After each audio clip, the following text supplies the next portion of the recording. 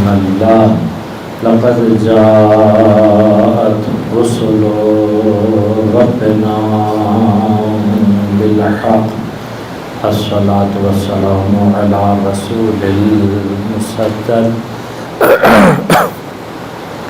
المصطفى الأمجد المحمود الأحمد أبي القاسم محمد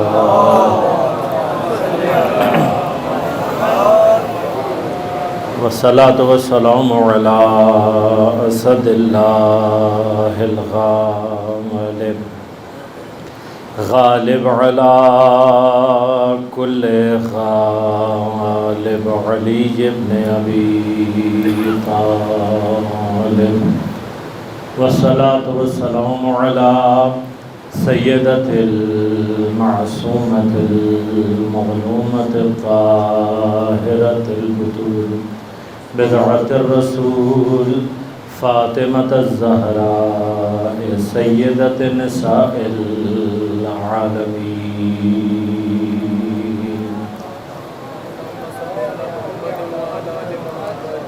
والصلاة والسلام على الحسن المجتبى والحسين المظلوم وأهل بيته الطيبين الطاهرين المعصومين المظلومين المنتجبين المنتخبين لا سيما بقية الله في الأراضين روحي وأرواح العالمين لتراب مقدمه الفداء ولعنة الله على أعدائهم أجمعين أما بعد قال الله تعالى في كتابه الكريم بسم الله الرحمن الرحيم إنما وليكم الله ورسوله والذين آمنوا الذين يقيمون الصلاة ويؤتون الزكاة وهم راكعون. پہلے میں آپ سب کی خدمت میں شہادت مظلومان حضرت امیر المؤمنین علی بن ابی طالب علیہ السلام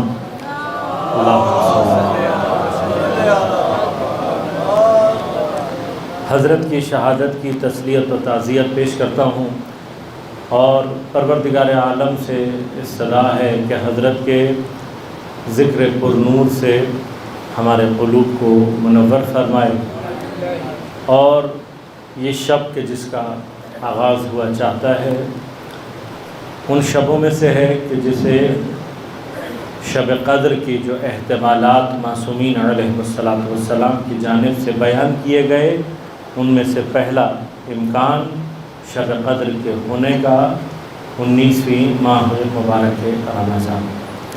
یہ خدا کا لطف اور احسان ہے کہ وہ ہم سب کو حالت ایمانی میں اس شب کو ترک کرنے کی توفیق عنایت کر رہا ہے.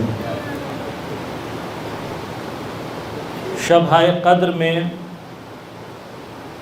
آنکھوں کی بیداری، بدن کی آنکھوں کی بیداری اشارہ اور کنایہ ہے. جو مقصود ہے وہ دل کی آنکھوں کو بیدار کرنا ہے.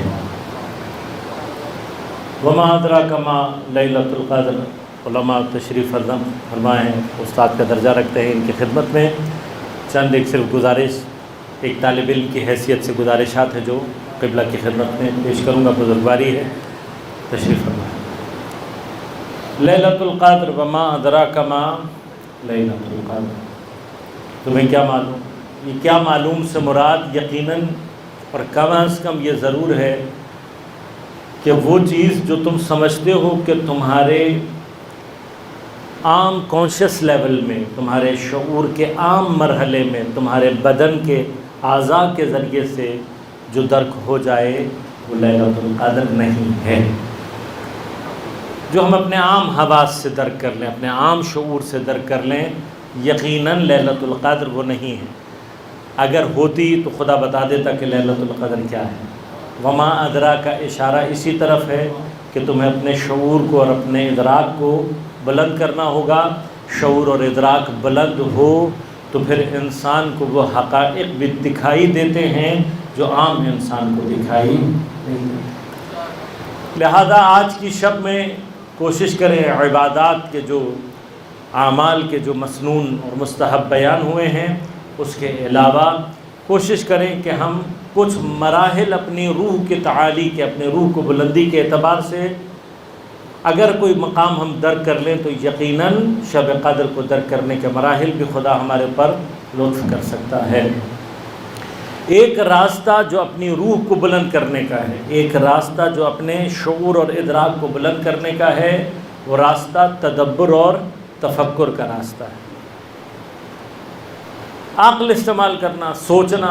لہٰذا روایات میں معصومین کی طرف سے بہت واضح طور پر یہ بات ملی کہ فرمایا کہ عابد کی 70 گھنٹے کی بعض جگہوں پر ہے، 70 ساعہ ہے، بعض جگہوں پہ اس سے زیادہ بیان کیا گیا ہے کہ اس کی 70 گھنٹے کی عبادت اور سوچنے والے کی، فکر کرنے کی والے کی 1 گھنٹے کا تفکر افضل ہے. اب اگر ہم اب ٹیکنیکلی اگر دیکھا جائے تو یہ شارٹ کٹس ہیں. لیلۃ القدر 1000 مہینوں سے بہتر ہے. یقیناً یہ لیلۃ القدر کی فضیلت بدن سے اعمال انجام دینے والوں کے لیے نہیں ہے. کیوں؟ اس لیے کہ بدن سے اعمال کو انجام دینے والے، اس کی 70 گھنٹے کی عبادت عقل سے عبادت کو انجام دینے والے کی عبادت سے کمتر ہوتی ہے. یہی ریشوز، یہی ترکیب انسان اگر اختیار کرے تو خود مقامات لیلۃ القدری انسان اس کو درک کر سکتا ہے کہ راہ یہ ہے. یہ تعقل اور یہ تفکر بنیادی طور پر شیطان کی جو ہم سے سب سے بڑی دشمنی ہے. کس چیز پہ دشمنی ہے؟ وہ جانتا ہے کہ انسان اپنی خلقت کے اعتبار سے مجھ سے پستر ہے. خلقتنی من نار وخلقتہ من طین، تو نے اسے مجھے آگ سے بنایا ہے، اسے مٹی سے بنایا ہے. امام جعفر صادق علیہ الصلوۃ والسلام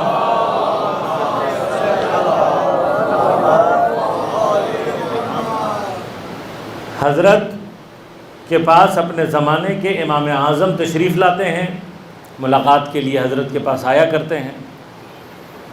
اور جب ایک مرتبہ آئے، دستک دی، امام نے جب دروازہ کھولا تو امام کے ہاتھ میں عصا تھا. تو عصا دیکھ کر سلام کے بعد کہنے لگے، یہ اپنا رسول اللہ خیریت، طبیعت ٹھیک ہے آپ کی؟ امام نے کہا طبیعت میری ٹھیک ہے. میری طبیعت کو کیا ہوا؟ طبیعت کے بارے میں کیوں پوچھ رہے ہو؟ کہا مولا آپ کے ہاتھ میں عصا ہے. امام نے فرمایا کہ یہ بتاؤ کہ عصا کب سے بیماری کی علامت ہونے لگا؟ بیماری کی علامت تو چہرے سے ظاہر ہوتی ہے. عصا کا ہاتھ میں تھامنا یہ بیماری کی علامت نہیں ہے. اور عصا تھامنا انبیاء کی سنت رہی ہے، پیغمبر کی اپنی سنت میں عصا کا تھامنا موجود ہے، سنت پیغمبر ہے. اور ثانیاً یہ کوئی عام عصا نہیں ہے. یہ جو عصا میرے ہاتھ میں ہے یہ میرے جد پیغمبر اکرم صلی اللہ علیہ وآلہ وسلم، یہ حضرت کا عصا ہے. تو اب تاریخ نے لکھا کہ جیسے ہی ان کو معلوم ہوا کہ یہ عصا پیغمبر کا عصا ہے تو وہ جو فطری محبت ہمارے ہاں پائی جاتی ہے، نالین سے محبت، کرتے شریف سے محبت، منہ مبارک سے محبت، عصا شریف سے محبت، وہ محبت جاگی اور تڑپ کر عصا کے بوسے لینے لگے، عقیدت کا اظہار کرنے لگے. تو امام نے پوچھا بھائی اس لکڑی کو کیوں چوم رہا ہے، اس عصا کے کیوں بوسے لے رہا ہے؟ کہ اپنا رسول اللہ پیغمبر کا بوس عصا ہے، اس لکڑی کو پیغمبر اپنے ہاتھ میں لیا کرتے تھے، حضرت کے ہاتھوں میں تھا. حضرت نے کہا وائے ہو تیری عقل پر، جس عصا کو پیغمبر نے تھوڑی سی دیر کے لیے ہاتھ میں تھاما اس کے بوسے لے رہا ہے، اور وہ ہاتھ دکھائی نہیں دے رہا جس کا گوشت بھی رسول کا گوشت ہے، جس کی پوست بھی رسول کی پوست ہے، جس میں خون بھی رسول کا خون ہے، جس ہاتھ میں رسول کا ہاتھ موجود ہے. جو ہاتھ جس میں گوشت رسول کا، پوست رسول کا، اسے چھوڑ رہا ہے، اس لکڑی کو تھام رہا ہے جو کچھ دیر کے لیے رسول کے ہاتھ میں رہی. آ کر بیٹھے اور بیٹھنے کے بعد امام نے پوچھا کہ ہم نے سنا ہے کہ تم دین میں قیاس کا سہارا لیا کرتے ہو. کہنے لگے یا ابن رسول اللہ ضرورت پڑ جاتی ہے. امام نے تعجب کیا اور تعجب کر کے کہا ہمیں بھی بتاؤ دین میں قیاس کہاں ضرورت پڑ جاتی ہے. کہا یا ابن رسول اللہ جب کوئی مسئلہ قرآن میں نہیں ہوتا تو حضرت نے فرمایا محلن ٹھہر جاؤ، یہ تم نے کیسے کہہ دیا کہ کوئی مسئلہ قرآن میں نہیں ہوتا؟ قرآن کا تو دعویٰ ہے تبیانا لکل شے ہے، قرآن میں ہر شے کا بیان ہے، یہ کہو تمہیں نہیں ملتا. کہا جب نا رسول اللہ جب ہمیں نہیں ملتا پھر کیا کرتے ہو؟ کہا پھر ہم حدیث کی طرف جاتے ہیں. آپ نے فرمایا احسن طریقہ بھی یہی ہے، قرآن کی تفسیر سیرت پیغمبر میں ہے. تو پھر کہا جب کوئی مسئلہ وہاں نہیں ہوتا پھر امام نے روکا. کہا محلن ٹھہر جاؤ، یہ کیسے کہہ دیا جو اسوہ کامل بنا کر بھیجا گیا ہے، جو امام مبین بنا کر بھیجا گیا ہے، یہ کیسے ہو سکتا ہے کہ اس کی سیرت میں کوئی مسئلہ نہ، یہ کہو تمہیں نہیں ملتا؟ کہا ہاں یہ اپنا رسول اللہ ہمیں نہیں ملتا. تو کہا پھر کیا کرتے ہو؟ کہا پھر اپنی عقل کی طرف جاتے ہیں. تو میں یہاں پر اپنا حاشیہ لگاتا ہوں کہ وہ عقل جو قرآن و سنت سے کچھ تلاش نہ کر سکے، قرآن و سنت چھوڑ کر خدا جانے کیا کرتی ہوگی. تو امام نے فرمایا اچھا تو اپنی عقل سے کام لے. تو کہا ہاں جی اپنی عقل سے.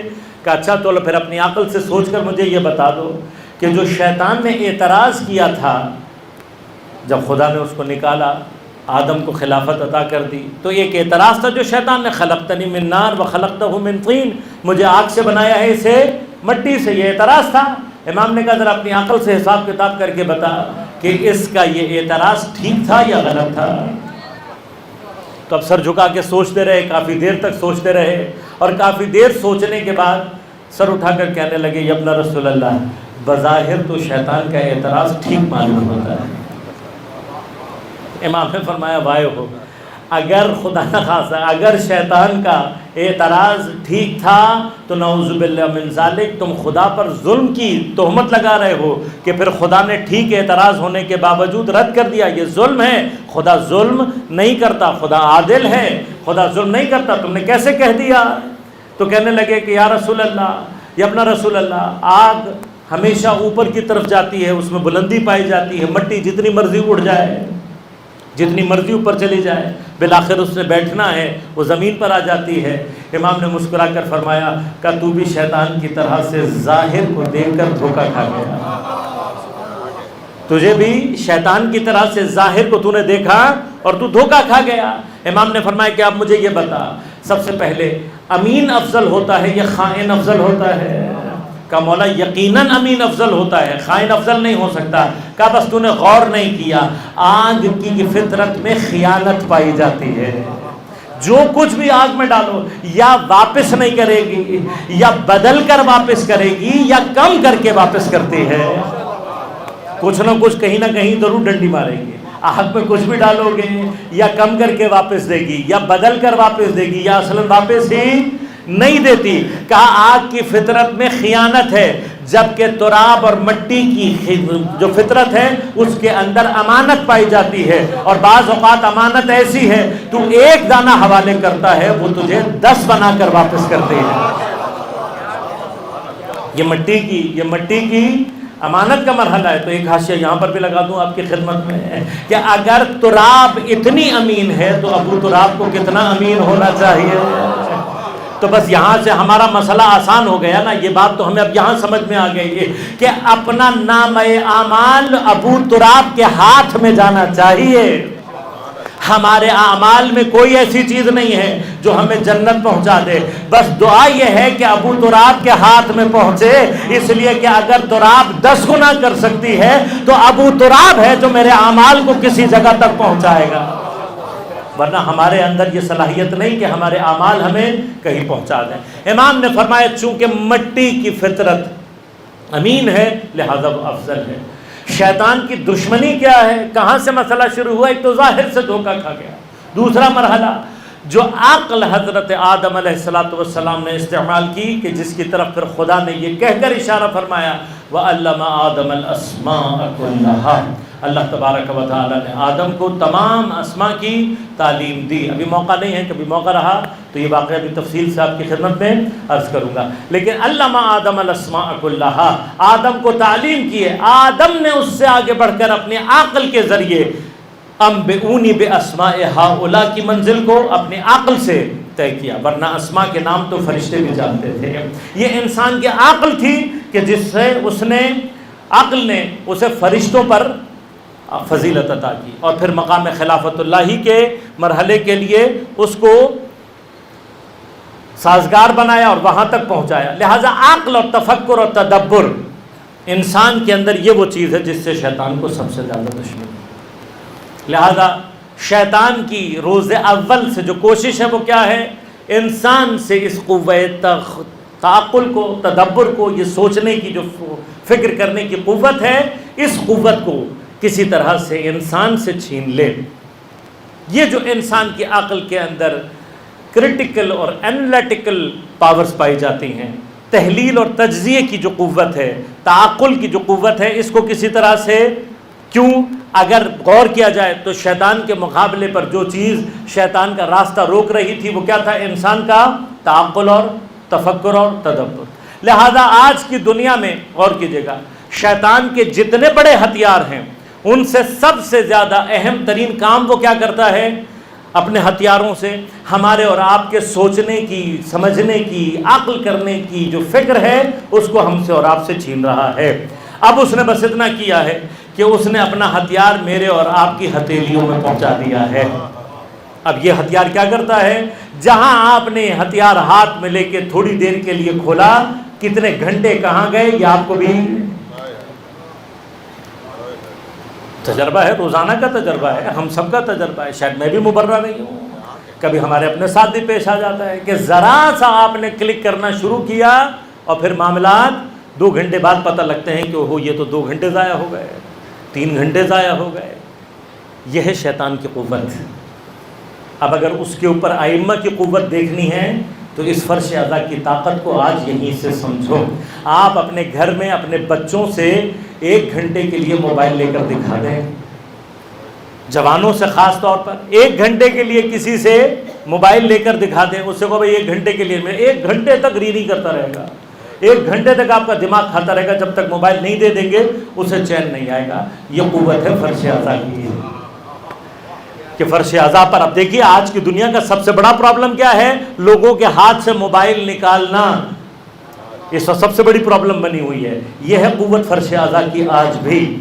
ابھی ایک نہیں، آپ اس کے بعد جہاں پر جتنی بھی مجالس میں جائیں گے، گھنٹہ گھنٹہ، 1.5 گھنٹہ، 2 گھنٹہ مجلس اعضاء میں رہیں گے، آپ کو موبائل یاد نہیں آئے گا۔ بس یاد رکھنا، شیطان کے چنگل سے جس قوت کو نکالنا آتا ہے وہ محبت اہل بیت اطہار کی قوت ہے،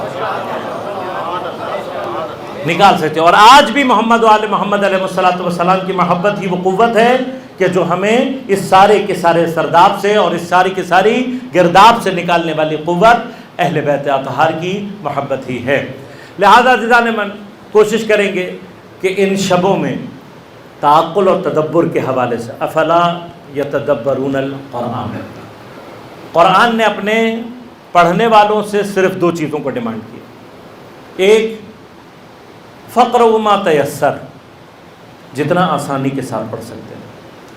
قرآن کہیں بھی اپنے چاہنے والوں سے، اپنے پڑھنے والوں سے، خود سے محبت کرنے والوں سے قرآن یہ نہیں کہتا کہ زیادہ سے زیادہ پڑھو، نہیں۔ قرآن کی اپنی ڈیمانڈ یہ نہیں ہے۔ قرآن کی ڈیمانڈ کیا ہے؟ فقرؤ ما تیسر، جتنا آسانی کے ساتھ پڑھ سکتے۔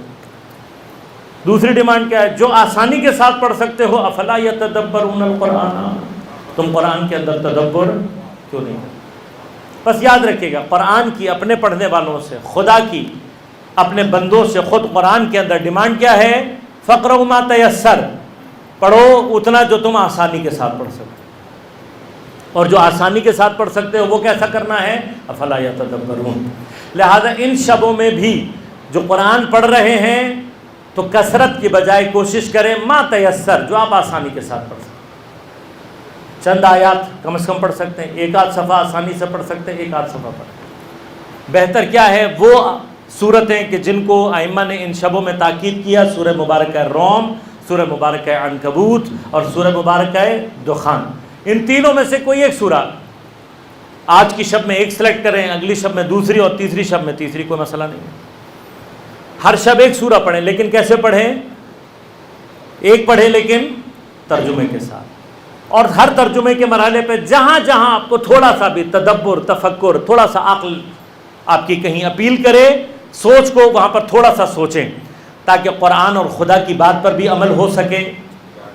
آج کی شبوں میں تعقل اور تفکر کرنے جیسی عبادت کے اندر بھی کچھ سلسلہ قائم ہو سکے. اور ایک سلسلہ کوشش کریں گے کہ ان ذکر حضرت امیر المؤمنین علی ابن ابی طالب علیہ السلام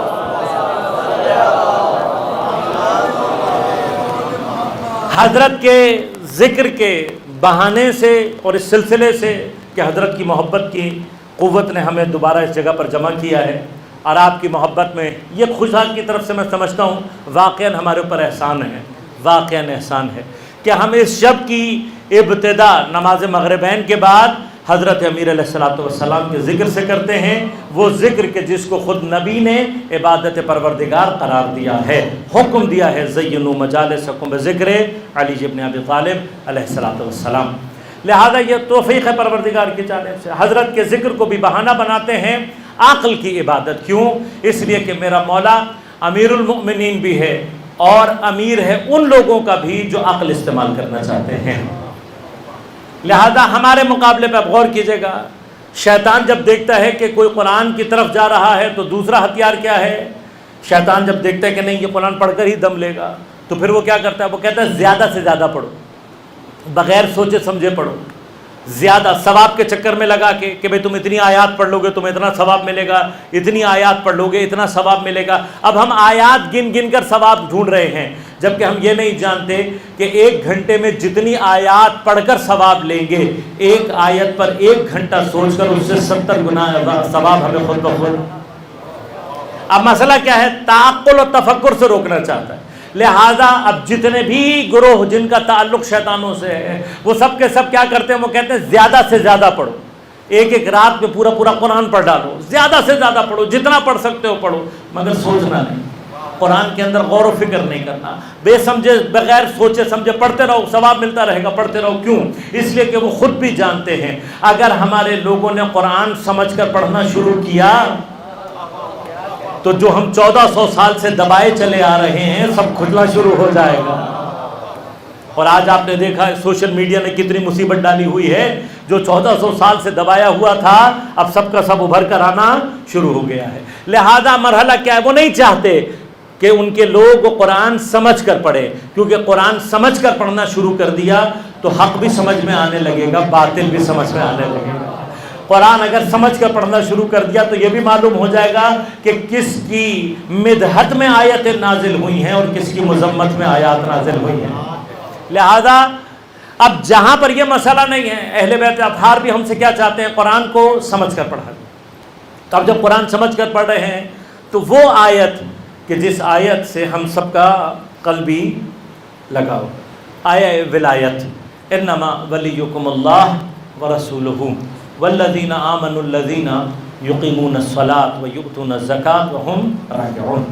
یقیناً تقریباً تمام ہی شیعیان حیدر کرار کو یہ آیت تقریباً زبانی یاد ہوگی، اس کے متعلق آپ نے بہت کچھ سنا ہوا ہوگا. لیکن کوشش کریں گے ان شبوں میں تفکر اور تدبر کی راہ سے کچھ مراحل کو طے کریں اور قرآن سمجھنے اور قرآن میں تعقل اور تفکر کے حوالے سے کچھ رزق فکر اللہ تبارک و تعالیٰ سے بحق حضرت امیر حاصل کر سکیں. لہذا انما ولیکم اللہ، انما ادات حصر میں سے صرف، ترجمہ کیا ہوگا؟ صرف. اردو میں دوسرا معنی کیا کیا جاتا ہے؟ فقط یا بس. بس کا معنی کیا ہوتا ہے جب ہم اردو میں کہتے ہیں بس کا معنی کہ اب جو کہہ رہا ہوں اس کے علاوہ کچھ اور مت سمجھنا، بھائی اس کے علاوہ کہیں اور نہیں جانا. انما بس، تو جہاں خدا بس کر دے وہاں سے آگے کسی اور کو جانے کی ضرورت کوئی نہیں جا سکتا. خدا نے بس کروا دی. کیا بس کرائی؟ کہہ کر کہا بس. انما ولیکم اللہ، تمہارا ولی صرف اللہ ہے، والرسولہ، اور اس کا رسول ہے. اگر آیت یہاں پر ختم ہو جاتی تو ہم کلمہ بھی یہیں پر روک دیتے ہیں۔ دیکھیں وہ کہتے ہیں جی کلمہ اپنا قرآن سے ثابت کر کے دکھاؤ، یہ ایک بحث ہے نا، کہتے ہیں جی کلمہ اپنا قرآن سے ثابت کر کے دکھاؤ۔ آیت کا ایڈریس نوٹ کر لیں، سورہ مبارکہ مائدہ کی 55 نمبر آیت، 5 بھی 2 ہیں آیت کے اندر، آرام سے یاد ہو جائے گا۔ 55 نمبر آیت ہے سورہ مائدہ کی۔ خدا کیا کہہ رہا ہے؟ انما ولیکم اللہ، اللہ تمہارا ولی ہے۔ اللہ کی ولایت کا اقرار کیسے کرتے ہو؟ اشہد ان لا الہ الا اللہ، ورسولہ، رسول کی ولایت کا اقرار کیسے کرتے ہو؟ اشہد ان محمد عبدہ ورسولہ۔ پس اگر آ کر یہاں پر آیت رک جاتی، ہم بھی کلمہ اپنا یہیں پر روک لیتے ہیں۔ لیکن اب قرآن سے جا کر پوچھو، خدا کہہ رہا ہے، خدا نے یہاں پر سلسلے کو روکا نہیں، بلکہ کیا کہا؟ والذین آمنوا الذین، اور وہ لوگ کہ جو ایمان لائے، الذین یقیمون الصلاۃ، وہ کہ جو نماز کے قائم کرنے والے ہیں، وہ یؤتون الزکوٰۃ، اور زکوٰۃ دینے والے ہیں، وہم راکعون، اور وہ کہ جو زکوٰۃ دیتے ہیں اس حالت میں کہ رکوع کر رہے ہوتے ہیں، رکوع کرنے والوں میں سے ہوتے ہیں۔ میں مطالب کو انشاءاللہ آپ کی خدمت میں عرض کروں گا، آج صرف ترجمے کے ساتھ چل رہا ہوں۔ انما بس، بس کا معنی کیا ہے؟ اب یہ بس صرف جو حصر ہوتا ہے وہ کیا ہوتا ہے؟ وہ بس کے 2 کام ہوتے ہیں، ایک آگے نہیں جانے دیتا اور دوسرا پیچھے نہیں آنے دیتا۔ حصر کا کام ہی یہی ہے۔ حصر جہاں لگایا جاتا ہے، دیوار جب آپ اپنے گھر کی لگاتے ہیں تو دیوار کا لگانے کا مطلب صرف یہ نہیں ہوتا کہ باہر والے اندر نہ آ سکیں، بلکہ دیوار کا معنی کیا ہوتا ہے؟ اندر والے بھی باہر، بھائی بچوں کو بھی تو روک کے رکھنا ہے نا آپ نے، جن کا ڈر ہوتا ہے کہ باہر نہ چلے جائیں، تو دیوار دروازہ بند کیا جاتا ہے۔ کیوں؟ صرف اس لیے یہ نہیں کہ کوئی باہر والا اندر نہ آ سکے، بلکہ رکھا جاتا ہے اس لیے کہ اندر والا بھی کوئی باہر نہ جا سکے۔ تو انما کی 4 دیواری اللہ نے کھینچی ہے۔ اب جب کھینچ دی تو نہ باہر سے کوئی اور اندر آ سکتا ہے اور نہ اندر سے کوئی باہر جا سکتا ہے۔ بس اس کا معنی کیا ہو گیا؟ نہ ولایتوں کو کم کرنا ہے، نہ بڑھانا ہے، نہ آگے لے کر جانا ہے، نہ پیچھے لے کر آنا ہے، بلکہ جو حصر ولائی اللہ تعالیٰ نے کھینچ دیا ہے بس اسی حصر کے اندر رہنا ہے۔ اب مجھے نہیں معلوم، میں نہیں آپ سے بھی نہیں کہہ رہا، کوئی بحث نہیں ہے، قرآن سے بات ہو رہی ہے۔ قرآن کہہ رہا ہے ولی 3 ہیں، اللہ ہے، اس کا رسول ہے، اور وہ لوگ ہیں جو ایمان لائے، جو ایمان لائے، جنہوں نے نماز قائم کی اور حالت رکوع میں زکوٰۃ دی۔ اب یہ کون ہے؟ میں نے چیز سے بحث نہیں کر رہا، ابھی صرف اتنی بات کر رہا ہوں کہ جب اللہ نے کہہ دیا کہ یہ 3 ولی ہیں تو کلمہ 3 ولایتوں پر ہی تو پورا ہونا چاہیے۔ تو ہم سے جو پوچھ رہے ہو کہ قرآن میں تمہارا کلمہ کہاں ہے، ہم نے آیت کا ایڈریس دے دیا۔ اب اگر قرآن کی آیت سمجھ آ جائے تو پھر اپنوں سے یہ پوچھنا کہ تیسری ولایت ہمارے ہاں سے کہاں گئی، اپنے ہاں تلاش کرو کہ تیسری ولایت کہاں گئی، ہم سے مت پوچھو کہ کہاں سے آئی ہے، خود تلاش کرو کہ تمہارے ہاں کی تیسری ولایت کہاں گئی۔ اب بھائی ہم نے تو روکا نہیں ہے، اللہ تبارک و تعالیٰ نے یقیناً صفات بیان کی ہیں، ہم بحث نہیں کر رہے اس میں۔ آپ کے نزدیک ان صفات پر جو بھی آتا ہو لا کر کلمہ تو پہلے پورا کر لو، پھر اگر ہم سے بات کرنا تمہارا کلمہ مکمل نہیں ہے، ہمارا کلمہ قرآن سے ثابت ہے، اپنے کلمے کی فکر کریں۔ مرحلہ کیا ہے؟ مرحلہ کیا؟ 3 ولایتیں ہیں اللہ تبارک و تعالیٰ نے۔ اب آ کر یہاں پر بحث کیا ہو جاتی ہے؟ بحث یہ ہو جاتی ہے کہ بھائی ولی کا مطلب دوست ہے، یہ اللہ تعالیٰ یہ جو ولایت کی بات کر رہا ہے یہاں پر ولایت سے مراد وہ ولایت نہیں ہے۔ انشاءاللہ آیت کے ذیل میں بھی عرض کروں گا، آیت کا سباق بھی کیا بتا رہا ہے وہ بھی بیان کروں گا، لیکن آج صرف بحث شروع کریں گے ولایت ہوتی کیا ہے۔ اب جب آپ نے چھیڑ ہی دیا ہے تو پھر بتائیں گے آپ کو کہ ولایت کیا ہے۔ آیا واقعاً دوستی کا معنی دیتی بھی ہے یا نہیں دیتی، یا دوستی کا معنی بھی آپ نے زبردستی نکالا ہے؟ تو بس اب اگر بحث کر دی ہے آپ نے تو آئیں اور آ کر ولایت پر بحث کرتے ہیں کہ ولایت کہتے کسے ہیں۔ دوسروں کو جواب دینے کا مسئلہ نہیں ہے، خود ہمارے اپنے لیے حل کرنے کا معنی ہے، مسئلہ بھی ہے، ہمیں خود بھی تو سمجھ میں آنا چاہیے۔ اہل بلا ہم اپنے آپ کو کہتے ہیں، مولائی ہم اپنے آپ کو کہتے ہیں، ان کو مولا ہم ہی کہہ رہے ہوتے ہیں، ولایت کا اقرار کرنے والے ہم ہیں، دفاع ولایت اپنے آپ کو کہہ رہے ہوتے ہیں، تو ہمیں بھی تو پتہ لگنا چاہیے کہ ولایت ہوتی کیا ہے، کوئی ہمارے لیے بھی تو کلیئر ہو نا بات، تاکہ ہمیں خود بھی سمجھ میں آئے کہ ہم واقعاً مولائی ہیں یا نہیں۔ ان کو مولا کہہ سکتے ہیں یا نہیں، یا صرف باتیں ہی باتیں ہیں، کچھ ہمارے اندر پایا بھی جاتا ہے یا نہیں، یہ کچھ ہمارے لیے بھی تذکر کا مرحلہ ہے۔ بس ولایت ہے کیا؟ کوشش کروں گا کہ کچھ مقامات ان 3 دنوں میں آپ کی خدمت تک پہنچا سکوں۔ ولایت کے لیے البتہ ایک مرحلے پہ معذرت کے ساتھ بات کروں گا یہاں پہ، کہ اگر ولایت کو دقیقاً سمجھنا ہو، واقعاً ولایت کے مراحل کو، ولایت کی بحث کو دقیقاً سمجھنا ہو، تو سب سے پہلے ضروری ہے کہ محبت کو سمجھا جائے، اس لیے کہ دوست معنی ہے یا نہیں، یہ یہاں سے چیزیں کلیئر ہوتی ہیں۔ کم از کم ہمیں یہ پتہ ہو کہ محبت عربی میں، قرآن میں کیا چیز ہے، محبت کیا، محبت سمجھ میں آ جائے تو سمجھ میں آتا ہے کہ مودت کیا ہوتی ہے، اور مودت سمجھ میں آ جائے تب پتہ لگتا ہے کہ ولایت کیا ہوتی ہے۔ لہذا میں فعلاً وہ مقامات نہیں ہیں کہ پہلے محبت پہ تفصیلی گفتگو کی جائے، محبت کے معنی کیا ہیں، محبت کا منشا کیا ہے، محبت انسان کے اندر کہاں کہاں سے پیدا ہوتی ہے، محبت کے اپنے کیا مقامات ہیں، یہ بحث ابھی نہیں۔ اسی طرح سے مودت کی بحث بھی اتنی ہی تفصیل کے ساتھ ہے، لہذا میں آج آپ کی خدمت میں وہ سارے مراتب عرض نہیں کروں گا، صرف اشارتاً بات کروں گا، اشاروں میں گفتگو کر کے صرف ایک منزل تک پہنچاؤں گا۔ کسی بھی طرح کا عرب میں تقریباً 32 سے زیادہ الفاظ ایسے ہیں جو انسان کی کسی بھی شے سے تعلق کی کسی بھی کیفیت کو بیان کرتے ہیں۔ 32 کے قریب الفاظ ہیں، انس ہے، علاقہ ہے، الفت ہے، اور بہت سارے الفاظ ہیں، محبت ہے، مودت ہے، ولایت ہے، یہ سارے کے سارے، حب ہے، ود ہے، یہ سارے کے سارے جتنے بھی مادے ہیں، یہ سارے کے سارے کسی بھی طرح سے انسان کے کسی بھی شے سے تعلق کو بیان کرتے ہیں۔ لیکن وہ چیز جس کو ہم اور آپ محبت کے نام سے ہی جانتے ہیں، اس کے کم از کم 3 مرحلے ہیں، 4 مرحلے ہیں: محبت، مودت، ولایت اور عشق۔ اب ان کے علاوہ باقی تقریباً 28 کے قریب جو الفاظ ہیں، وہ آپ کا کسی شے کے ساتھ ریلیشن کی کسی خاص کیفیت کو بیان کریں گے، لیکن وہ کیفیت بیان نہیں ہوگی جو ان 4 مادہ میں پائی جاتی ہے: محبت، مودت، ولایت اور عشق۔ محبت کیا ہوتی ہے؟ محبت کا اصل مادہ حب سے نکلا ہے، حب سے ہی محبت، اور یہ خود حب حبہ سے نکلا ہے۔ اصل جو مادہ اس کا کیا ہے؟ حبہ۔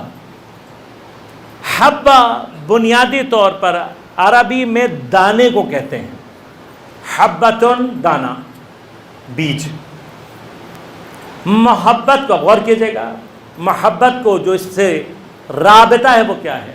پہلا رابطہ، بیج کے اندر پودے کا پورا وجود چھپا ہوا ہوتا ہے۔ پودے کا پورا وجود ہے، جتنا بڑا درخت بن جائے، بیج سے کیا کرتا ہے؟ بیج کے اندر اس کا پورا وجود چھپا ہوا ہوتا ہے۔ پس محبت کی کیفیت میں دانے کی اس کیفیت کو اشارے کے طور پر لیا گیا ہے۔ محبوب کی پوری ذات کو اپنے سینے کے اندر چھپا کر رکھنا محبت کہلاتا ہے۔ اب یہاں مطالب بہت ہیں، میں نے وہ سارے کے سارے لپیٹ دیے ہیں کیونکہ میں اس بحث میں بھی وارد نہیں ہو سکتا، لہذا غور کیجئے گا، محبت کا تعلق چھپی ہوئی کیفیت سے ہے بنیادی طور پر، لیکن کس کیفیت کے ساتھ ہے، اس کے عمل سے تعلق ہے یا نہیں، اس کی بحث بعد میں کروں گا۔ لیکن ابھی جو بنیادی طور پر کیفیت ہے کیا، کہ محبوب کی جو کیفیت ہے وہ محب کے اندر، اس کے سینے کے اندر موجود ہوتی ہے۔ اس سے آگے کا مرحلہ ود کا ہے، مودت۔ یہ ود کا مادہ وہاں پر آتا ہے، خدا کو ودود کیوں کہتے ہیں، مادہ ود سے ہے۔ وہاں پر شروع ہوتا ہے سلسلہ کہ جہاں پر اعضاء اور جوارے سے یہی محبت اپنا ظہور پیدا کر دے۔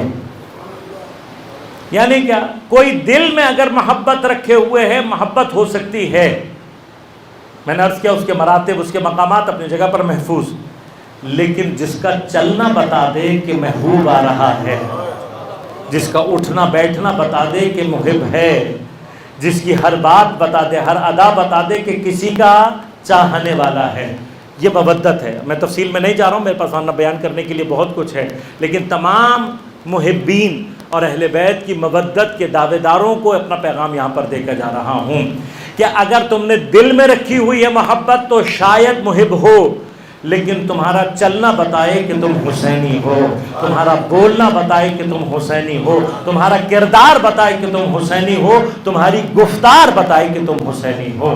اگر میرا کردار حسینی نہیں ہے تو میں مودت کے مرحلے پر ابھی نہیں آیا ہوں، چاہے زبان سے میں جتنا مرضی اقرار کر لوں۔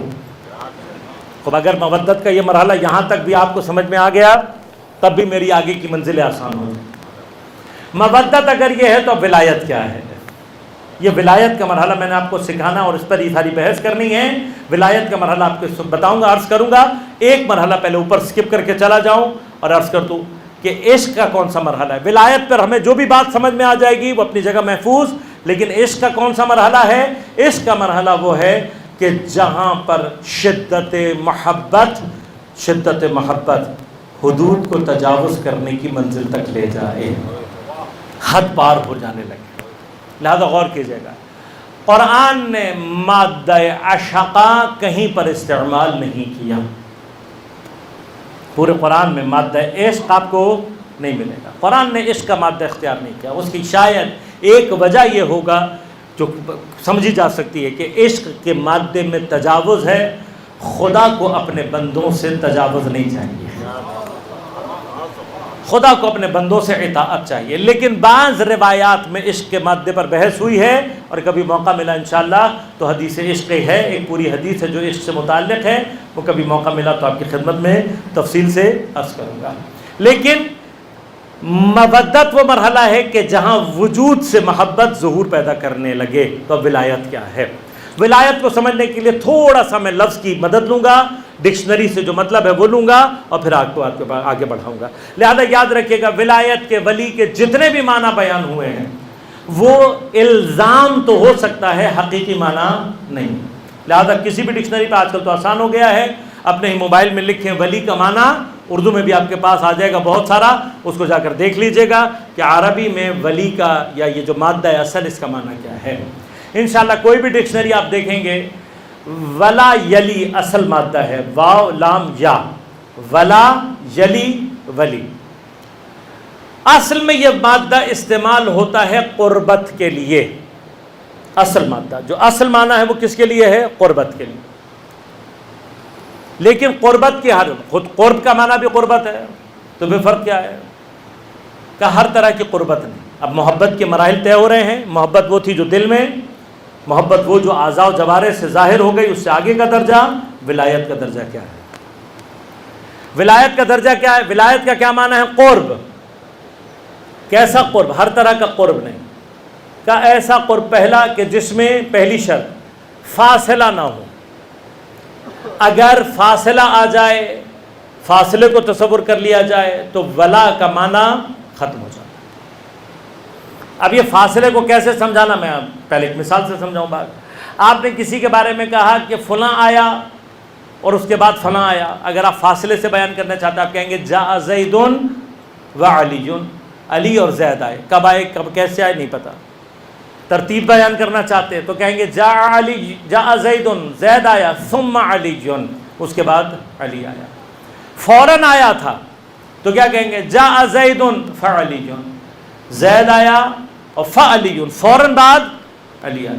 لیکن اگر آپ یہ بتانا چاہتے ہیں کہ علی آیا اور بغیر کسی فاصلے کے، زید کے بعد علی، بغیر کسی فاصلے کے آیا، کوئی فاصلہ نہ ہو، تو پھر آپ کیا کہیں گے؟ کیا کہیں گے؟ جاء زید، زید آیا، یلی ہے امر یا یلی ہے علی، زید آیا اور بلا فاصلہ، بغیر کسی فاصلے کے کون آیا؟ علی آیا۔ جلس زید، زید بیٹھا ہوا ہے۔ اگر آپ یہ بتانا چاہتے ہیں کہ اتنا مل کر بیٹھے ہوئے ہیں زید اور علی کہ ان کے درمیان کوئی فاصلہ نہیں ہے، تو کیا کہیں گے؟ جلس زید یلی ہے علی، زید بیٹھا ہوا ہے اور بغیر کسی فاصلے کے کون بیٹھا ہوا ہے؟ علی بیٹھا۔ یعنی یہ مادہ وہاں پر استعمال کیا جاتا ہے، پہلی شرط کیا ہے؟ فاصلہ متصور نہ ہو۔ جہاں دوری کا تصور آیا ولایت ختم۔ اگر آپ کو ولایت کے معنی میں یہ بات سمجھ میں آ جائے، یہ بات سمجھ میں آ جائے، اب یہاں پہ صرف اشارہ کر رہا ہوں، تفصیل میں نہیں جا رہا۔ لیکن یہ بات یہاں سمجھ میں آ گئی. اب ذرا آئیں پلٹ کر. اللہ ولی الذین آمنوا یخرجہم من الظلمات الی النور والذین اولیاؤہم الطاغوت یخرجونہم من النور الی الظلمات. اللہ ولی ہے ایمان والوں کا، نکالتا ہے ان کو ظلمات سے نور کی طرف، اور وہ لوگ جنہوں نے کفر کیا ان کا ولی طاغوت ہے، نکالتا ہے ان کو نور سے ظلمات کی طرف. ہاں، ایک اللہ کی ولایت ہو گئی اور ایک طاغوت کی ولایت ہو گئی. اللہ کی ولایت اور طاغوت کی ولایت. اللہ کی ولایت کے مرحلے میں جہاں دوری کا تصور آیا وہیں سے طاغوت کی ولایت شروع ہو جاتی ہے. اس کو تھوڑا سا درک کریں، تھوڑا سا. لہذا یہ جو ہم ہر نماز، ہر عبادت، ہر چیز کے لیے قربتاً الی اللہ، قربتاً الی اللہ کہہ رہے ہوتے ہیں، اس میں اصل مرحلہ کیا ہے؟ وہ قربت حاصل رکھنی ہے جو ولایت کے دائرے سے باہر نہ جانے دے. اگر ذرا سا ولایت کے دائرے سے باہر گئے، ذرا سا فاصلہ آیا، کس کی ولایت کی طرف جائے گا انسان؟ درمیان کا کوئی راستہ نہیں ہے. یا ولایت اللہ کی ہے، اور اگر اللہ کی ولایت نہیں ہے تو جو بھی ہے وہ طاغوت کی ولایت ہے، طاغوت کی ولایت. لہذا غور کیجئے گا، ذرا سا فاصلہ، یہ فاصلہ آگے چل کر ایک اور مقام پر آپ کی خدمت میں عرض کروں گا. ذرا سا فاصلہ نہیں آنا چاہیے. دوسری شرط کیا ہے فاصلے کے ساتھ؟ کہ یہ جو فاصلہ ہے، اس فاصلے کی جو بات ہو رہی ہے، غیریت نہیں آنی چاہیے. سب سے سنگین مسئلہ ہے، غیریت نہیں آنی چاہیے. مثلا زید آیا تھا اور بالکل پیچھے پیچھے اس کے، بغیر کسی فاصلے کے اس کے گدھا آیا، تو کیا کہہ سکتے ہیں جاء زید یلیہ حمارہ؟ زید آیا اور بالکل پیچھے پیچھے بغیر کسی فاصلے کے اس کا گدھا آیا. یا دونوں بالکل پیٹھ سے پیٹھ ملا کر بیٹھے ہوئے ہیں، زید نے ٹیک دی ہوئی اپنے گدھے سے پیٹھ ملا کر بیٹھا ہوا ہے، تو کیا کہہ سکتے ہیں جلس زید یلیہ حمارہ؟ زید بیٹھا ہوا ہے اور بغیر فاصلے کے اس کا گدھا بیٹھا ہوا ہے؟ کہا نہیں، یہ نہیں کہہ سکتے. بھائی کیوں نہیں کہہ سکتے؟ کہا اس لیے کہ زید میں اور گدھے میں غیریت ہے. زید میں اور گدھے میں کیا ہے؟ غیریت ہے. بس غیریت ہے جو گدھا بنا دیتی ہے. گدھا ہونے میں مسئلہ نہیں ہے، مسئلہ غیر ہونے میں ہے. میں اس سے زیادہ بات نہیں کر سکتا. میں مشکل گدھے ہونے میں نہیں ہے، مشکل غیر ہونے میں ہے. غیر ہونے میں غیریت نہیں ہونی چاہیے. کہ یہ کب آئے گا ولا کا مادہ؟ کہاں صرف کرے گا؟ جہاں مسئلہ صرف قربت کا نہیں ہے بلکہ غیریت بھی نہ ہو. کہ غیریت نہ ہو تو پھر کیا ہونی چاہیے؟ کہ سنخیت ہونی چاہیے، مثلیت ہونی چاہیے، سملیرٹی پائی جانی چاہیے. جب تک سملیرٹی نہیں ہوگی، سنخیت نہیں ہوگی، قربت سے ولایت کا مادہ پیدا نہیں ہوتا. قربت سے ولایت کا مادہ پیدا نہیں ہوتا. سنخیت ہونی چاہیے، سنخیت، سملیرٹی ہونی چاہیے، کوئی مثلیت پائی جانی چاہیے. جب تک کوئی یہ سنخیت، یہ سملیرٹی، یہ مثلیت پیدا نہ ہو، رابطہ ولائی ایجاد ہی نہیں ہوتا. تو اپنے آپ کو مولائی کہنے، ان کو مولا کہنے سے پہلے یہ غور کرنا کوئی سنخیت اپنے مولا سے ایجاد بھی کی ہے یا نہیں. اگر وہ کچھ ہیں اور ہم کچھ ہیں، جتنا مرضی اپنے آپ کو مولائی کہہ دیں، نہ مولائی ہم بنیں گے اور نہ وہ ہمارے مولا بنیں گے. کل انشاءاللہ گفتگو کو یہیں سے آگے شروع کروں گا کہ یہ سملیرٹی، اس سے مراد کیا ہے. اور پھر ایک سوال آپ کے ذہنوں میں چھوڑ جاؤں تاکہ آپ بھی آج کی شب میں تھوڑا سا تعقل اور تفکر کریں اور تدبر کریں. کل اس کو بات کو یہاں سے شروع کریں گے. یہی رمضان کی میری اور آپ کی مشہور دعا. ہاں ماشاءاللہ، یاد تو اتنی تو 18 دنوں میں تو یاد ہو ہی جاتی ہے. یا علیو یا غفورو انت رب العزم الذی لیس کمثلہ. ہاں، یہاں تک کا ترجمہ سمجھ میں آ رہا ہے یا کروں؟ الذی لیس کمثلہ شیء. وہ کہ الذی کون ہے پروردگار؟ لیسا نہیں ہے، کمثلہ اس جیسی کوئی بھی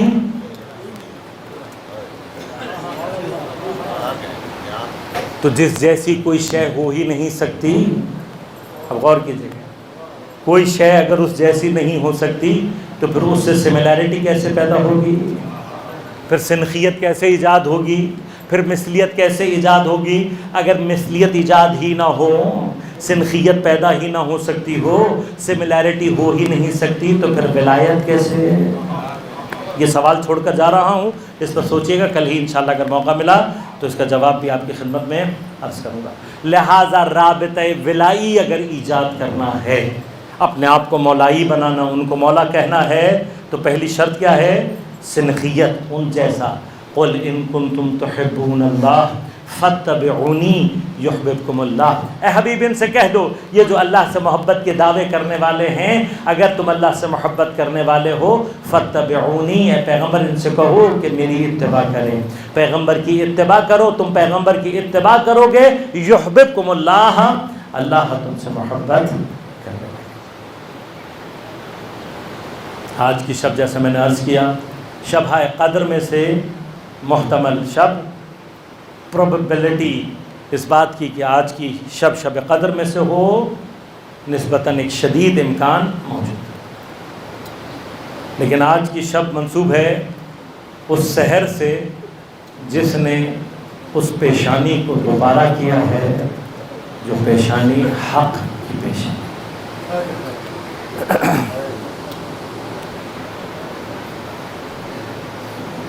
العلی مع القرآن والقرآن مع علی، اگر علی قرآن اور قرآن علی کے ساتھ ہے تو اس ضربت نے سر اقدس کو دوبارہ نہیں کیا، یہ تلوار قرآن پر چلی ہے۔ العلی مع الحق والحق مع العلی، علی حق کے ساتھ، حق علی کے ساتھ، پروردگار حق کو وہاں پھیر دے جہاں علی رخ کرے۔ اس بدبخت کی تلوار نے سر اقدس کو دوبارہ نہیں کیا، حق کو دوبارہ کیا۔ آج کی شب حضرت مہمان ہیں اپنی بیٹی جناب ام کلثوم سلام اللہ علیہا۔ روایت یہ کہتی ہے، خود جناب ام کلثوم سے روایت ہے کہ میں نے جب دسترخوان پر نمک کے ساتھ دودھ رکھا تو حضرت نے ایک مرتبہ بیٹی کے چہرے کو دیکھ کر کہا، کیا تم نے کبھی اپنے باپ کو ایک دسترخوان پر ایک سے زیادہ شے؟ کہ جب میں نے نمک اٹھانا چاہا تو حضرت نے کہا نمک رکھ دو، دودھ اٹھا۔ اس کے بعد فرماتی ہیں کہ میں نے تمام شب بابا کو اس بے چینی کے عالم میں دیکھا کہ اپنی زندگی میں نے کبھی بابا کو اتنا بے چین نہیں دیکھا۔ بار بار بے چین ہو کر صحن میں جاتے ہیں، صحن میں جا کر آسمان کی طرف نگاہ کرتے ہیں، اپنی داڑھی کو اپنے ہاتھوں میں لے کر کہتے ہیں ہاں یہی وہ شب ہے جس کا وعدہ میرے بھائی میرے آقا رسول نے مجھ سے کیا تھا، جس کی سحر میں یہ داڑھی میرے اپنے خون سے خزا۔ خدا جانے کس کے ملاقات کی طرف ہے علی کے دل میں کہ میرا مولا اس قدر بھیجا۔ لیکن عزادارو، آج کی شب کی سحر حضرت کے اوپر جس ظلم کا سلسلے کو جاری کرے گا وہ حضرت کے اوپر پڑھنے والے مصائب کا آخری مرحلہ۔ علی تو اس دن مظلوم ہو گیا تھا جس دن رسول دنیا سے گئے۔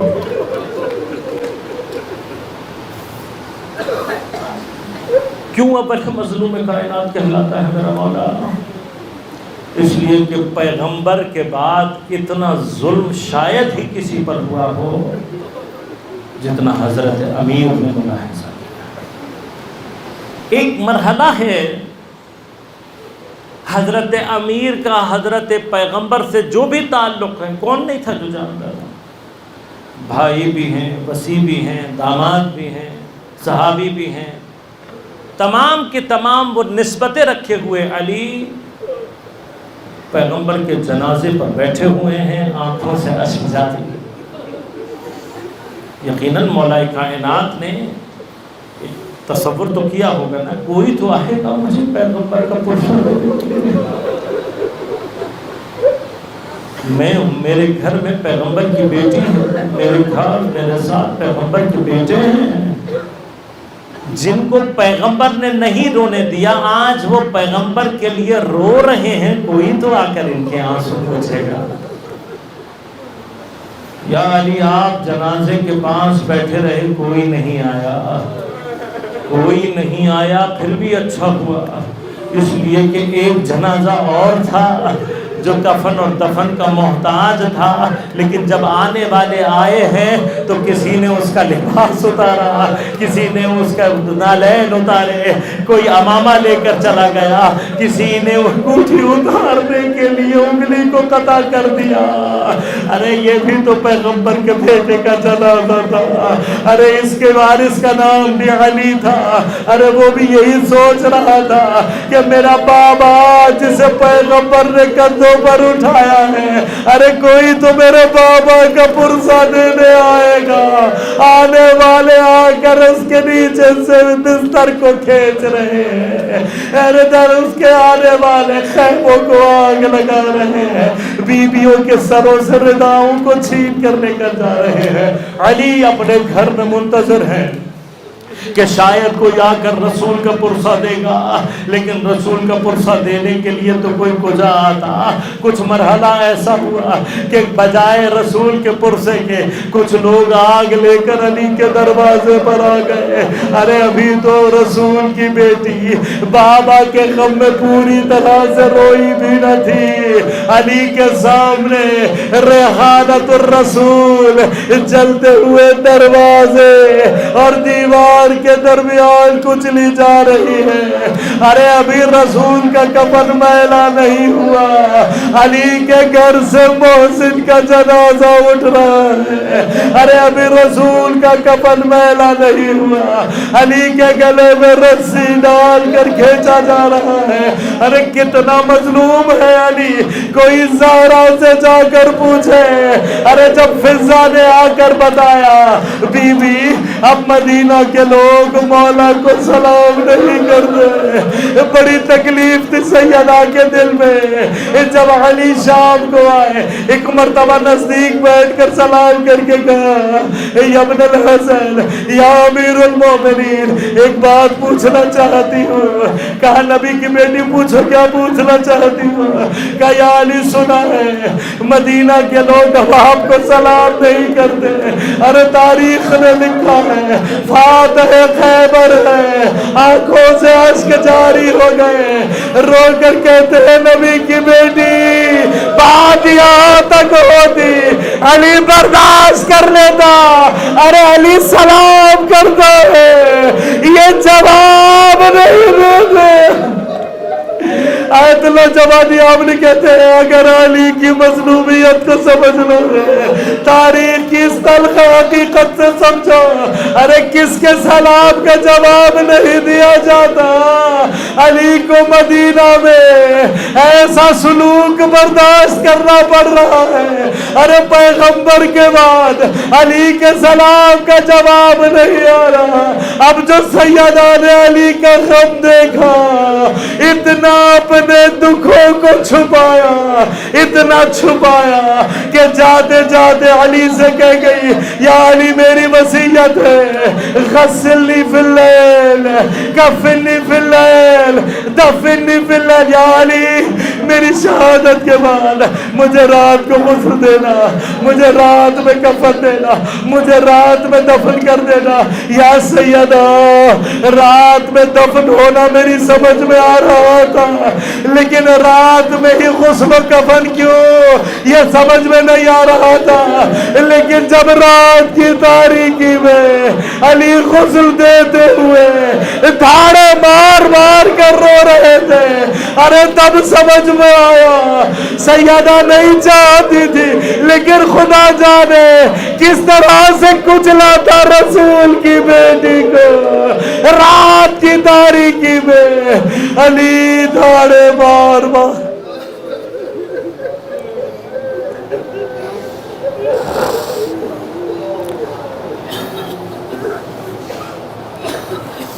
الا ولعنۃ اللہ علی القوم الظالمین وسيعلم الذين ظلموا أي منقلب ينقلبون بار الہ بحق زہرا و ابیہا و بعلہا و بنیہا، ہماری عبادت کو اپنی بارگاہ میں قبول و منظور فرما۔